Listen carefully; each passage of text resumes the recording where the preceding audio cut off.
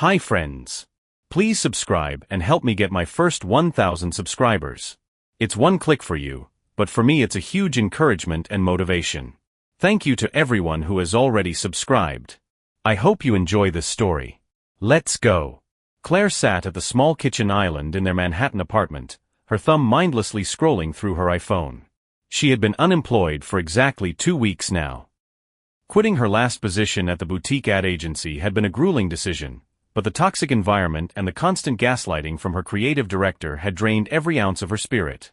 Her husband, David, watched her from the doorway, knowing all too well that she needed this time to find herself again. He didn't push, though he secretly checked their savings account every night, wondering how long the New York cost of living would allow for this hiatus. That evening, the atmosphere shifted. Claire, who had been quiet and withdrawn for days, practically floated into the living room with a spark in her eyes that David hadn't seen in months. Her step was light, and a genuine smile played on her lips. "I found a lead on a new job," she announced with such high energy that David, who was mid-sentence in a business journal, set it aside immediately. "Already? That's incredible," he said, sounding genuinely surprised. "I didn't even think you were looking at the job boards yet." "It's Alex," Claire said, hopping onto the arm of the sofa with a satisfied grin. "We haven't talked in forever, but he saw my Instagram story where I was venting about the job hunt. His firm is looking for a senior designer to cover a maternity leave. He told me he thought of me the second the HR request hit his inbox." "Well, that's a lucky break," David replied, crossing his arms over his chest. "So, what's the move? Do you have a formal interview scheduled at the office?" Claire tilted her head, leaning in closer as if sharing a secret. "I'm meeting him tomorrow.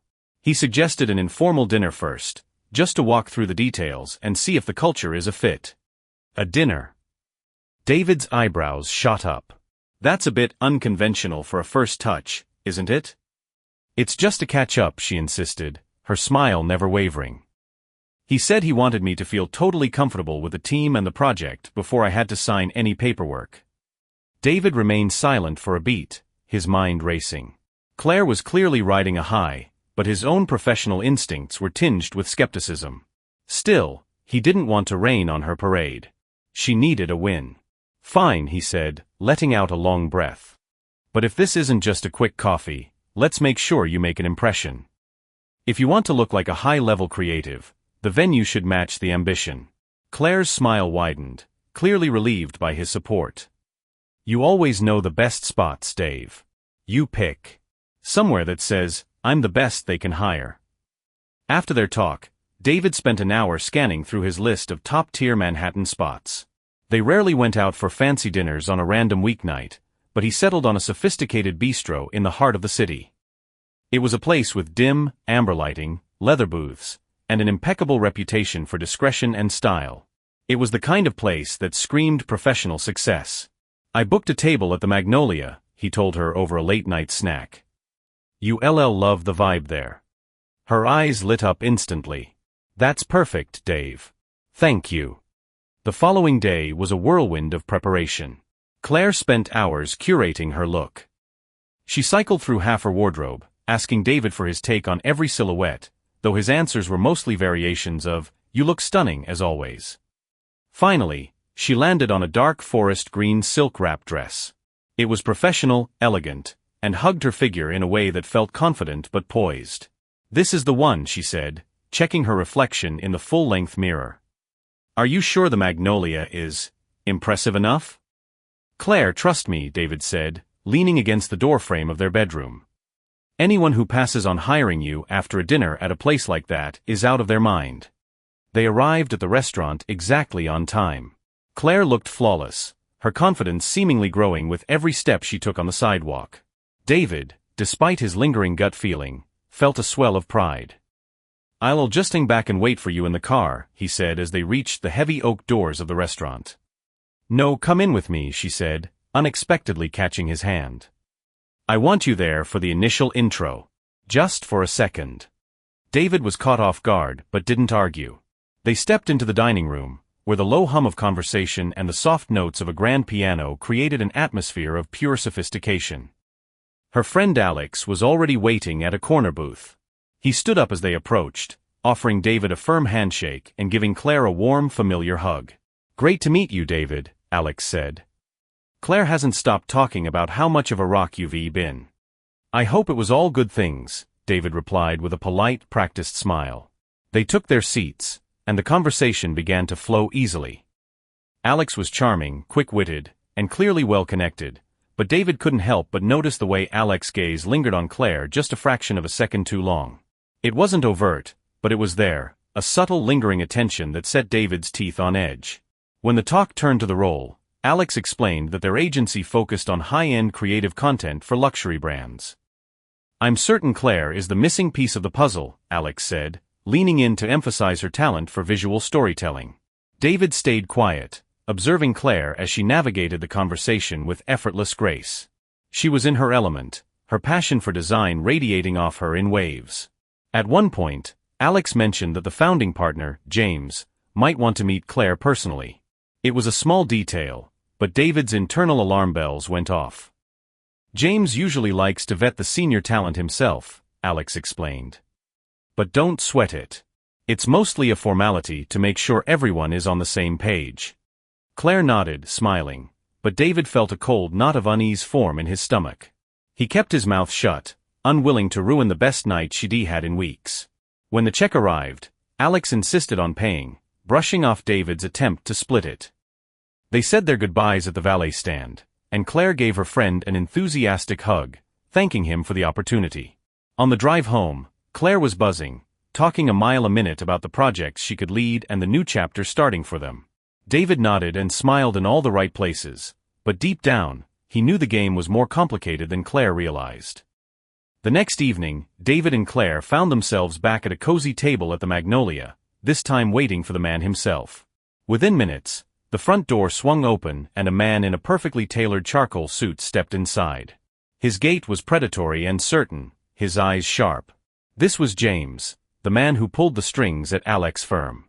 Alex followed half a step behind him, looking significantly less confident than he had the night before. James spotted their table and, with a wolfish smile, headed straight for them. Claire stood up to greet him, while David remained seated for a moment longer than necessary, watching the man's every move. "Claire, a pleasure to finally meet the woman behind the portfolio," James said, taking her hand. His gaze, however, didn't stay on her face.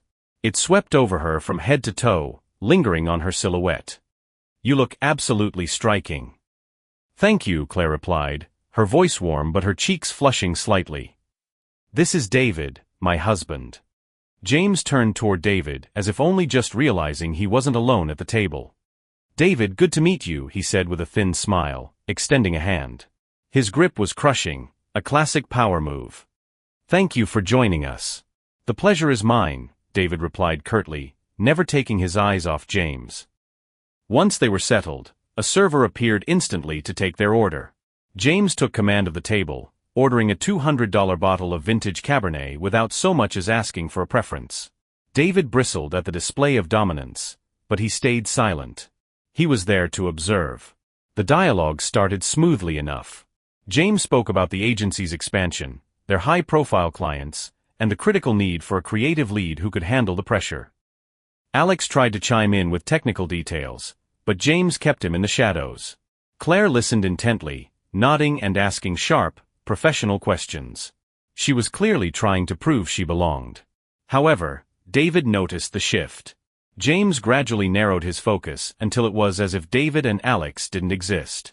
He asked Claire about her passions, her personal life, and how she saw herself evolving within the inner circle of the firm. While the words were corporate, the delivery was uncomfortably intimate. "Claire, you have a rare kind of charisma," James said at one point, raising his glass in a toast. "It's people with your specific energy that make a firm like ours thrive." David arched an eyebrow but said nothing. He stole a glance at Claire. She was smiling, but her fingers were nervously twisting her linen napkin under the table. "I appreciate that," she said, trying to keep her tone professional. "I am excited about the work." "It's not just work, it's a lifestyle," James added, his eyes sliding down to her shoulders. "You're a natural fit. I can tell within 5 minutes if someone has it." "You definitely do." David felt the tension in his chest tighten.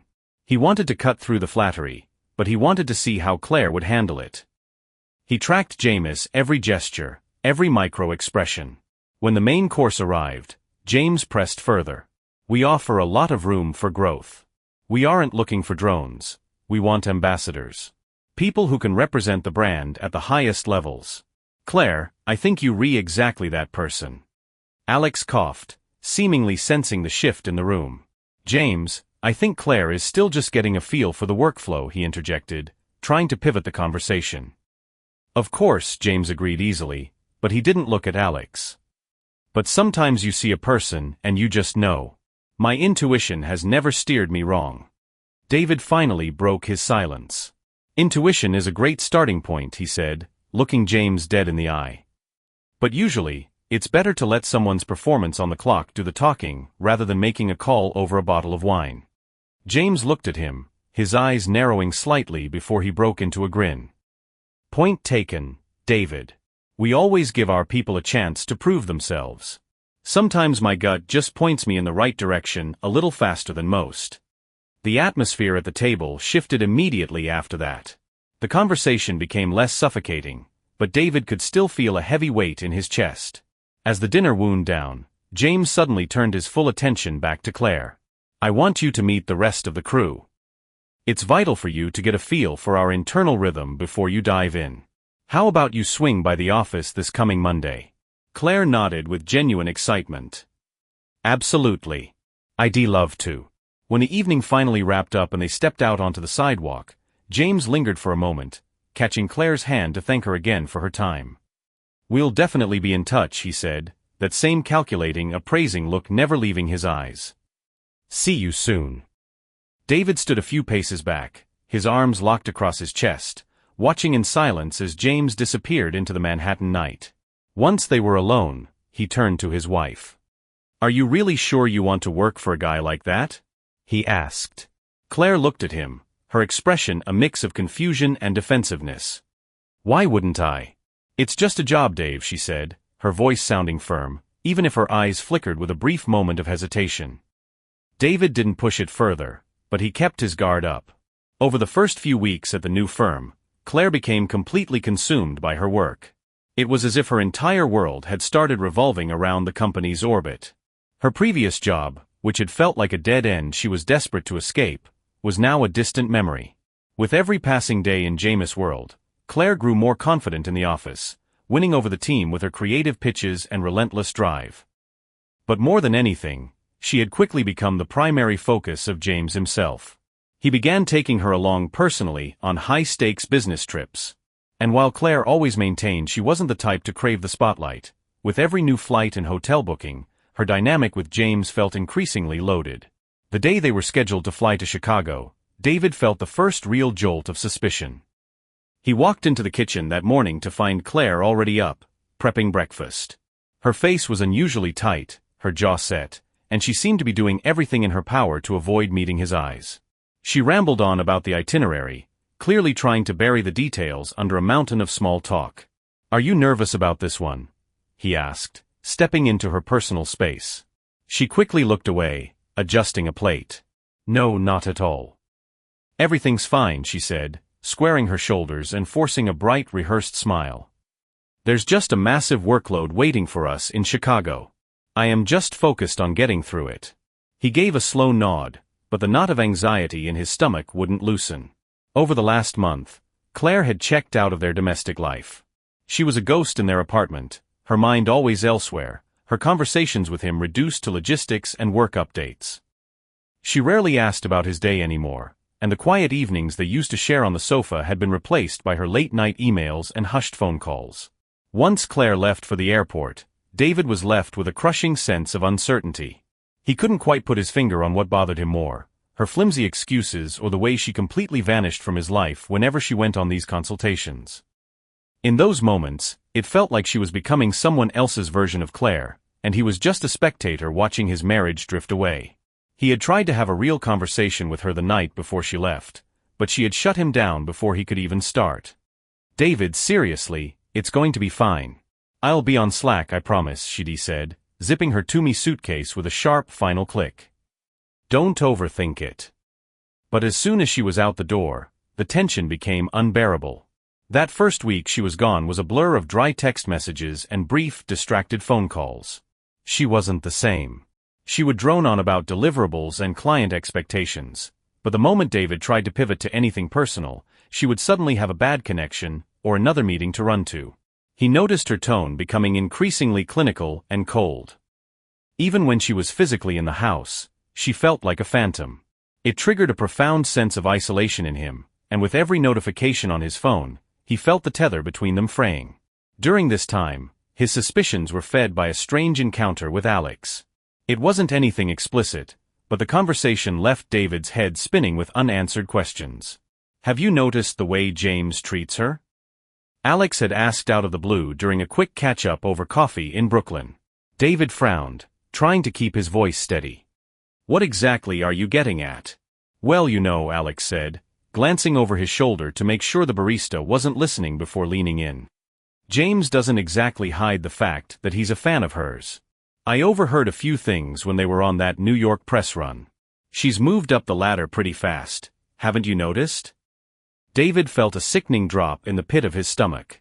He didn't want to believe Alex was implying anything untoward, but at the same time, his gut was screaming that his paranoia wasn't just in his head. When Claire finally returned from her latest trip, her detachment had reached a new peak.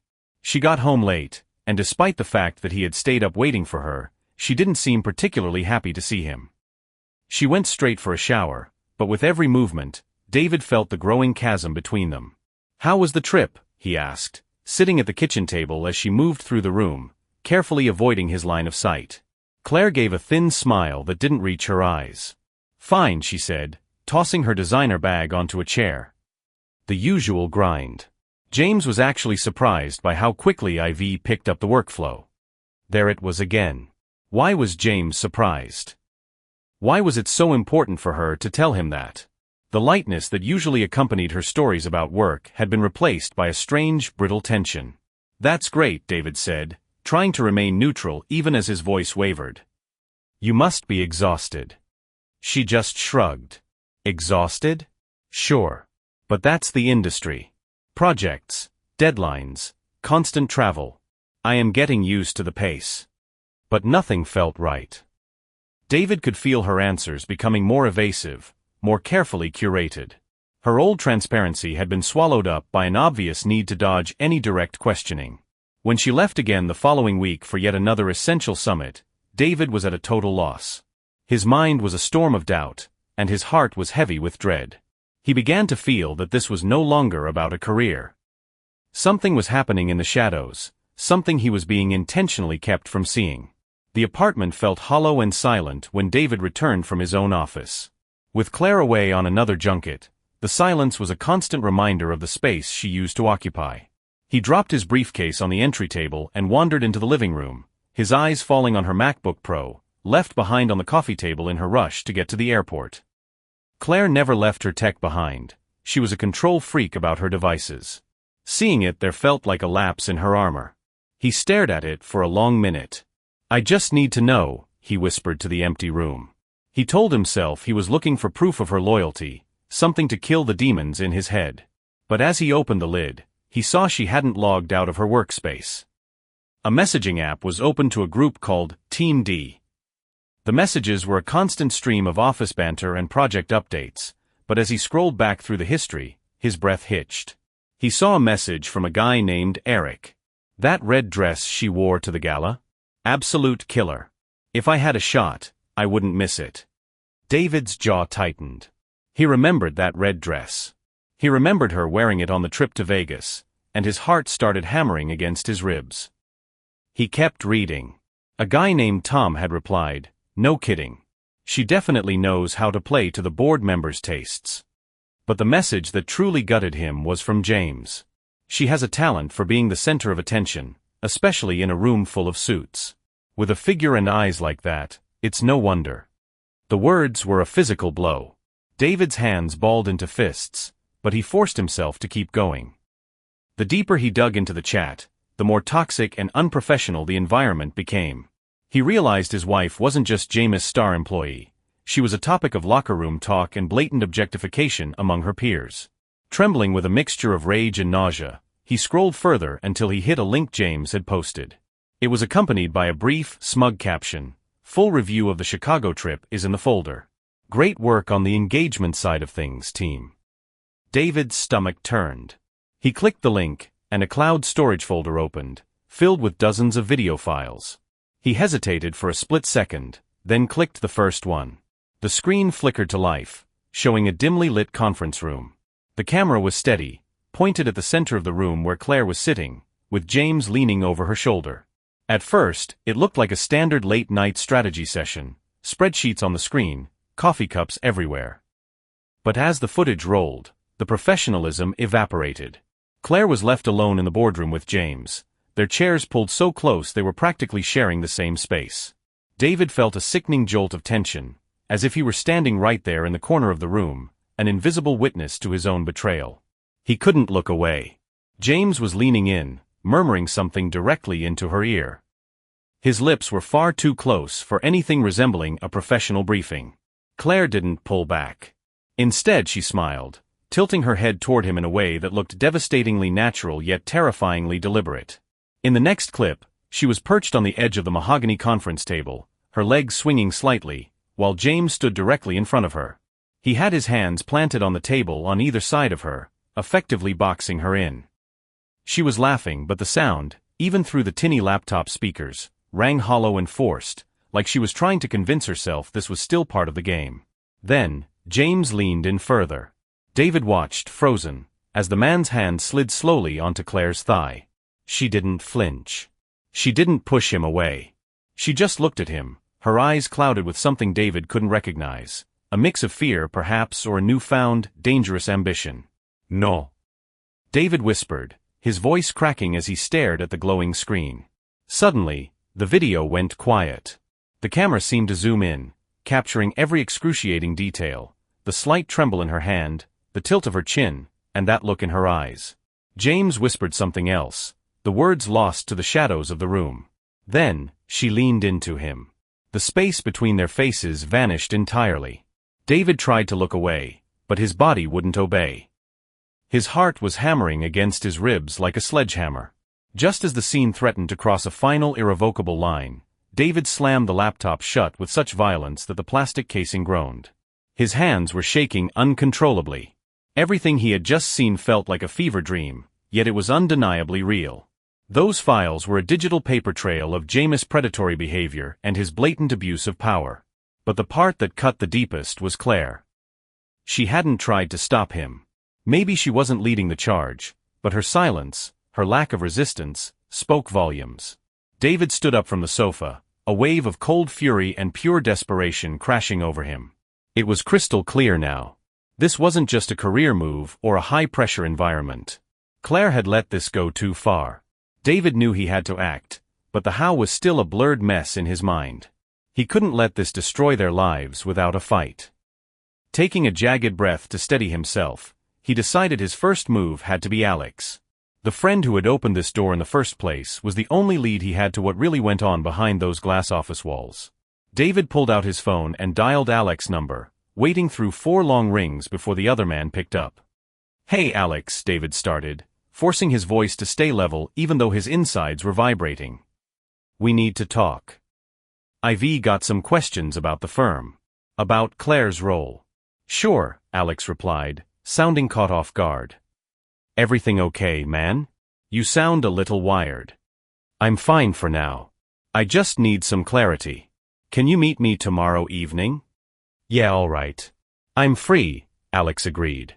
Hanging up, David felt a momentary razor-thin sense of relief. It was the first step toward the truth. That night, sleep was impossible. His mind was a haunted house, filled with loops of the video he'd seen and the secrets Claire was keeping. He was resolved. He wasn't going to let this situation dismantle his life without dragging the truth into the light. The next evening, David sat in a corner booth of a dimly lit, wood-paneled pub in the East Village, waiting for Alex. He'd arrived early to settle his nerves and figure out his opening line. The tension was a living thing in his chest, but he knew this confrontation was unavoidable. Alex walked in a few minutes later, his jacket pulled tight against the New York chill, looking visibly uneasy. He managed a weak smile, but his eyes were darting around the room. "Hey Dave," he said, sliding into the seat opposite him. "You sounded intense on the phone. What's up?" David took a slow, deliberate breath. "Alex, I am going to be straight with you. I found something regarding Claire's job. And I need the real story," he began, keeping his tone firm but measured. Alex stiffened, reaching for his water glass with a hand that wasn't quite steady. "The real story?" "I don't follow," he said, trying to play it cool. "James," David said, locking eyes with him. "And the way he treats my wife. I've seen the threads, Alex. And I've seen the videos." The words hit Alex like a physical strike. He sank back into the leather booth, the color draining from his face. "Videos," he whispered, clearly stalling for time. "What are you talking about?" Don't play dumb, Alex, David snapped. "You knew what was happening. I bet my life you knew. You're the one who pointed her toward this shark tank." Alex looked around the bar nervously, making sure no one was in earshot. He leaned over the table, dropping his voice to a hushed rasp. "Look, Dave, I swear I didn't want her to get caught in the middle of this. When I told her about the opening, I thought it was a legitimate break for her. But then James started zeroing in. I tried to give her a heads up, but she wouldn't listen. She was too hooked on the title and the pay grade." David's hands balled into fists under the table. "You knew, and you just stood by? You let her get on those planes with him, knowing exactly what kind of predator he is?" His voice cracked with suppressed rage. Alex shook his head, his hands up in a defensive gesture. "What was I supposed to do? I'm not her husband, Dave. She's a grown woman making her own choices. I just tried to keep my head down and stay out of the blast radius. James, he's dangerous. He's built a fortress around himself. Nobody at the firm is willing to go toe-to-toe with him." David felt the anger boiling over. He tried to swallow it down, but Alex's cowardice only made it worse. "So you just watched it happen?" he asked, his voice dripping with sarcasm. "Even when it was obvious she was his next target?" Alex looked down at the table, his voice barely audible. "I tried to hint at it. But I couldn't go all the way. None of us can. James has everyone under his thumb." David went silent, processing. This confirmed it. The firm was a playground for a monster. But he realized now that he couldn't count on anyone else. If he was going to protect Claire, and himself, he had to be the one to burn it down. "I need more," David said, his voice dropping to a cold, hard edge. "You need to tell me everything. Every detail. If I am going to end this, I need ammunition." Alex hesitated, but seeing the look of absolute resolve in David's eyes, he finally broke. "Fine. I'll tell you. But you keep my name out of it. If this blows back, I'm finished." He leaned in closer. "James uses these trips to vet the staff. It's a pattern. He starts with the compliments, the expensive dinners, the mentorship. Then he pivots to these private meetings under the guise of work. And it always ends the same way." David ground his teeth. "How long has this been going on?" "Years," Alex sighed. "Some women quit and took a settlement. Others just stay quiet and play the game. But Claire, she caught his eye on day one. He talks about her constantly. And those videos you found? Trust me, that's just the tip of the iceberg. He has more." David's pulse was racing. Alex nodded. "He keeps a personal trophy room in a private cloud drive. Only he and a couple of his inner circle guys have the login. Sometimes he even shows snippets of the engagement to brag. It's sick, Dave." The information solidified David's plan. He knew exactly where the heart of the beast was now. If he could get into those files, he could destroy James and hopefully pull Claire back from the edge. "Thanks for the truth, Alex," David said, sliding out of the booth. "You did the right thing." Alex looked wrecked, but he didn't say another word. He just watched as David walked out of the bar and into the night. As David walked home through the cold Manhattan streets, his mind was already tactical. He had a target. He was going to find those recordings, gather every scrap of evidence, and put an end to James Rain once and for all. David sat at the marble kitchen island, his hands gripping his phone so tightly his knuckles were ghost white. He had been staring at the screen for 30 minutes, oscillating between fury and the crushing weight of what he was about to do. He had lifted Sophia's number, James' wife, from Claire's phone earlier that day under the flimsy excuse of planning a surprise for the boss. Now, it was his only leverage. His plan was high stakes, borderline reckless, but if it landed, the truth about James would finally be dragged into the light. Taking a jagged breath, David hit the dial icon. The phone rang 4 times before a woman's voice answered, sounding polished and slightly hurried. "Hello? This is Sophia." "Hello, Sophia. My name is David. My wife, Claire, works for your husband. I am sorry to call you out of the blue like this, but we need to have a very serious conversation. It's about James, and I think it's something you need to hear from me directly," he said, his voice vibrating with a forced, brittle calm. A heavy silence hung on the other end of the line before Sophia spoke again, her tone now guarded and cold. "And what exactly is it that we need to talk about?" "I've uncovered evidence that your husband is using his position at the agency to manipulate and engage in some deeply inappropriate behavior with his staff," David said. "I know how hard that is to hear, but I have everything documented. This isn't just about my wife, it involves others. I am prepared to show you everything." Sophia fell silent for an even longer stretch this time. When she finally spoke, the corporate sheen had vanished from her voice. "Fine. Let's meet tonight, at the little cafe on the corner of 6th and Ash. But let me be very clear, if you're trying to pull me into some kind of game or a shakedown, you're going to regret it." "I just want you to see the truth," David replied firmly. "I'll see you there." The cafe was nearly empty when David walked in. He tucked himself into a corner booth with a clear view of the entrance. Sophia arrived exactly on time. She looked every bit the Manhattan power player, a sharp, expensive suit, hair perfectly coiffed, but there was an unmistakable shadow of exhaustion behind her eyes. She sat down across from him without a word. "You have exactly 5 minutes," she said, her expression a mask of professional indifference. David didn't waste time. He pulled out his phone, opened the folder of video recordings, and slid the device across the table. "Watch this. Then you'll understand why I called." Sophia frowned, picking up the phone. She watched the first few clips in silence, her face remaining a blank slate. But as she hit the footage where James was blatantly making a move on Claire, her posture shifted. Her jaw tightened, and she set the phone back on the table with a controlled, quiet anger. "Is that the extent of it?" she asked, her voice dropping an octave. "No, that's just the beginning," David answered.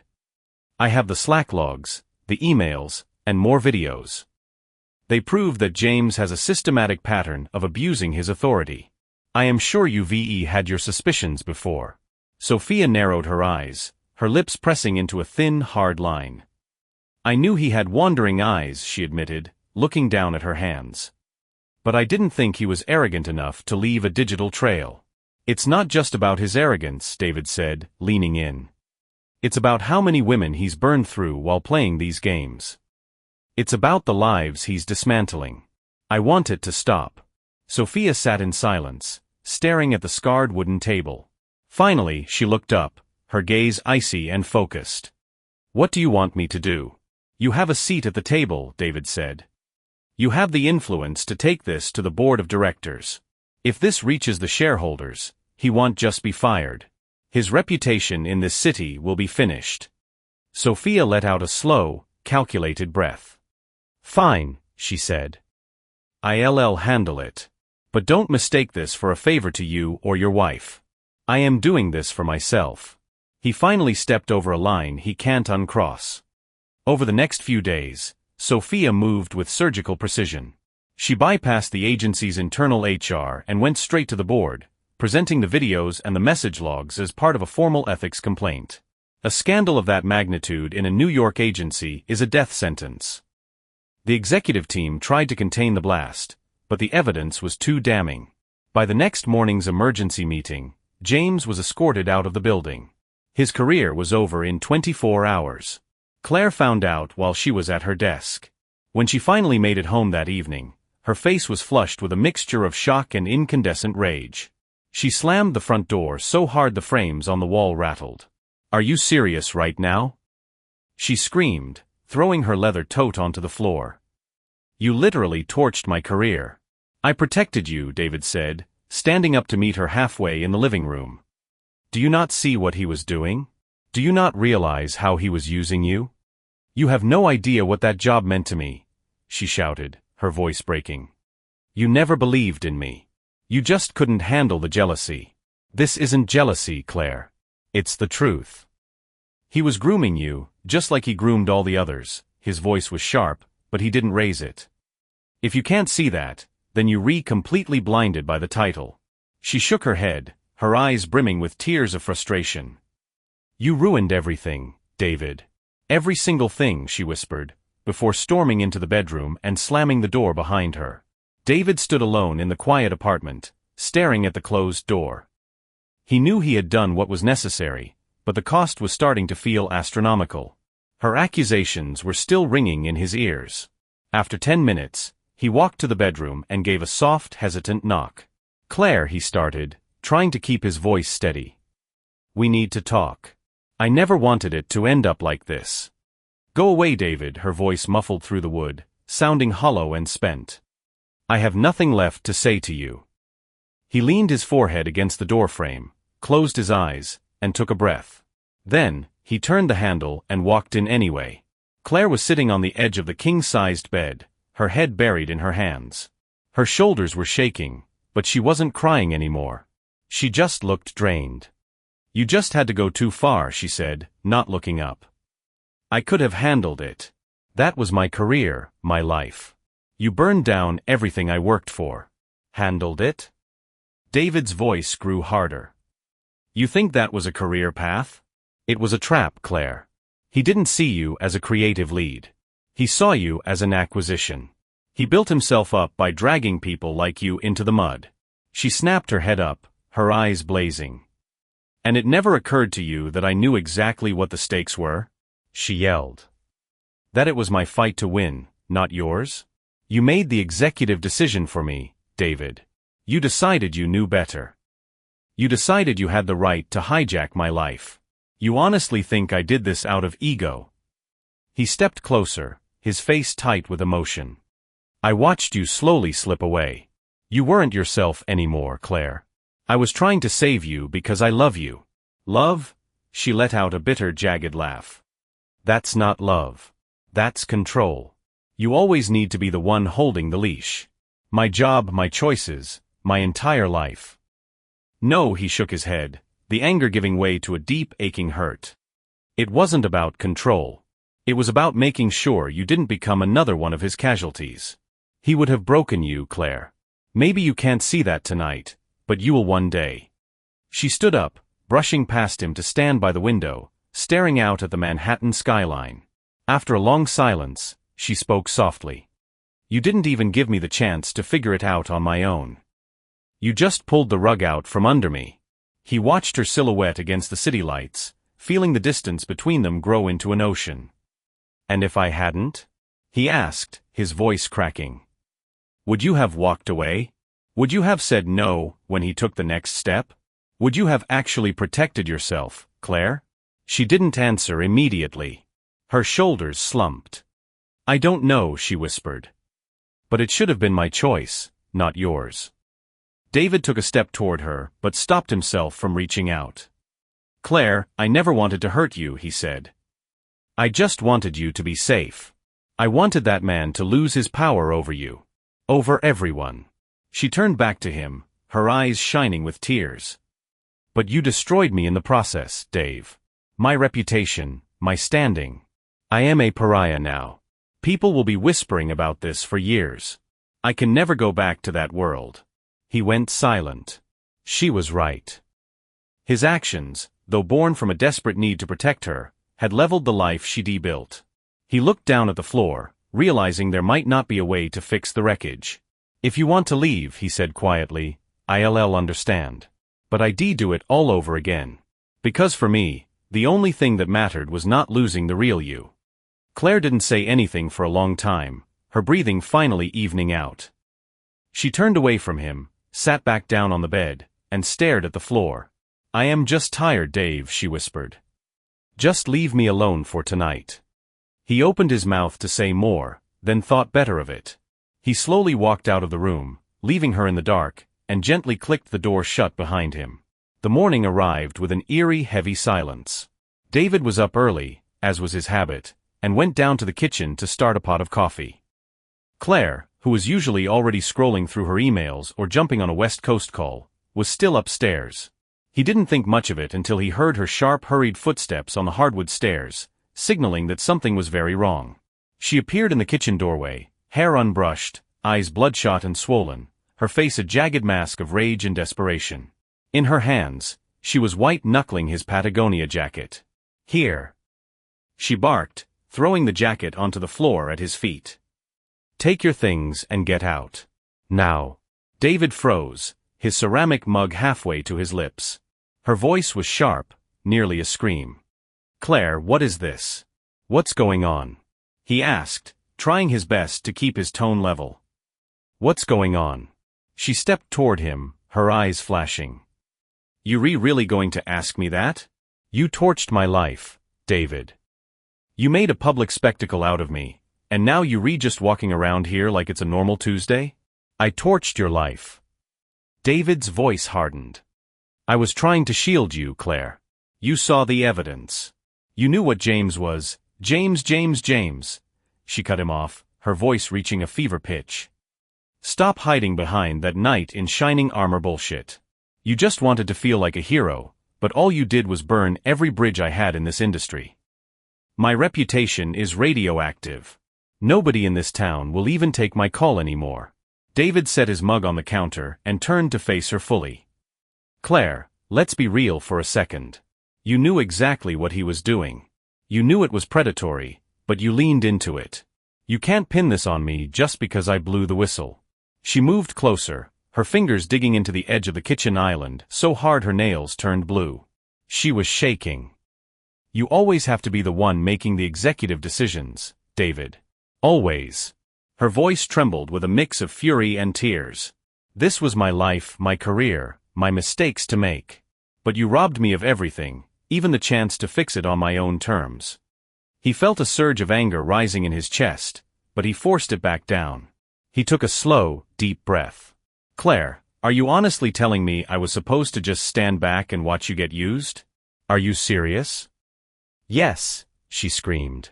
"Because it was my body on the line, David. Not yours." She went silent for a beat, her face suddenly turning cold and robotic. "You need to leave," she said, her voice dropping to an icy whisper.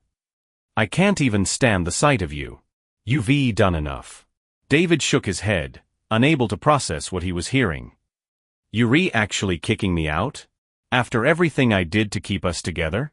The disappointment in his voice was palpable. "Yes," her answer was immediate and final. "I can't live with the man who dismantled my world." He didn't argue. Looking into her eyes, he saw zero regret, zero warmth. He turned, picked his jacket up off the floor, and headed for the stairs. Upstairs, he moved through the bedroom with mechanical efficiency, throwing his essentials into a single Toomey suitcase. Everything he owned in that apartment fit into one bag. He took one last look at the bed where they had shared years of their lives, realizing the connection had been severed completely. When he came back down, Claire was standing by the front door, her arms crossed tightly over her chest. She watched him approach in total silence. David stopped a few feet away, searching for something to say. "Take care of yourself," he said quietly. She didn't respond, she just looked away toward the window. He opened the heavy door, stepped out onto the sidewalk, and felt the biting New York morning air hit his face. The door clicked shut behind him with a finality that echoed down the street. He stood on the sidewalk for a moment, looking up at the apartment that used to be their home. Now it was just another building in a city of millions, and she was just another stranger. David picked up his suitcase and started walking toward the subway. It was an ending he never wanted, but one that felt inevitable. 3 months had passed. David had landed a senior role at a boutique tech firm in Dumbo, where his experience and straightforward attitude were actually a plus. He'd settled into a new quiet rhythm, morning runs along the East River, a demanding but rewarding schedule, and evenings spent with a good book or catching an indie film at the Angelica. It wasn't the life he had envisioned a year ago, but it was peaceful. Stable. He liked it. One evening, he was sitting in a small quiet coffee shop near his new place, deep into a biography, when he felt a soft touch on his shoulder. He turned around and felt his heart skip a beat. Claire was standing there. She looked different, softer somehow. Her hair was cut into a sharp bob, and she was wearing a simple trench coat, none of the flashy designer labels she used to obsess over. But her eyes were still searching for his. "Hey Dave," she said softly. He closed his book but didn't invite her to sit down. "Claire, what are you doing here?" She looked down at her shoes, seemingly gathering her courage. "I've been looking for you. I needed some time to process everything. I wanted to come here and apologize." David leaned back in his chair, his expression unreadable. He had replayed this moment in his head 1,000 times, but now that it was happening, it felt strangely hollow. "Apology accepted," he said shortly. "But why track me down now?" Claire looked at her hands, her fingers interlaced. "Because I still love you, Dave," she said, her voice beginning to shake. "I realized I didn't just lose my husband, I lost my best friend. I want to fix this. I want us back." The words felt like a dull ache in his chest. He took a slow breath, looking her straight in the eye. "Claire," he said, "are you here because you actually miss us, or because you have nowhere else to turn?" Her face went pale, as if the question were a physical slap. "It's not like that," she insisted. "I realized how unfair I was to you. You were always trying to protect me, and I was just too blind to see it. I didn't know how to handle the fallout." "And you do now?" His voice was cold, professional. "Because to be honest, I don't think you realize just how much you destroyed." Claire reached out as if to touch his hand, but he pulled back. "I've changed, Dave," she pleaded. "I am not the person I was back then. You were right about so many things, and I was just too stubborn to admit it." He sat in silence for a long minute, studying her face, the eyes that were now begging for a second chance. But something inside him didn't move. All the hurt he'd carried, the rage, the long nights of wondering where it all went wrong, it had all settled into a quiet, immovable wall. He didn't feel the sharp pain anymore, but he also didn't feel the spark. "Claire, I am glad you've reached some clarity," he finally said. "But I can't go back. It wouldn't be right for either of us. You broke what we had, and I am not interested in trying to glue the pieces back together." She shook her head, her voice cracking. "We can start over, Dave. I am ready to fight for this." He stood up, sliding his book into his backpack. "I don't want to fight anymore, Claire," he said quietly. "I finally found some peace. And that peace doesn't include you."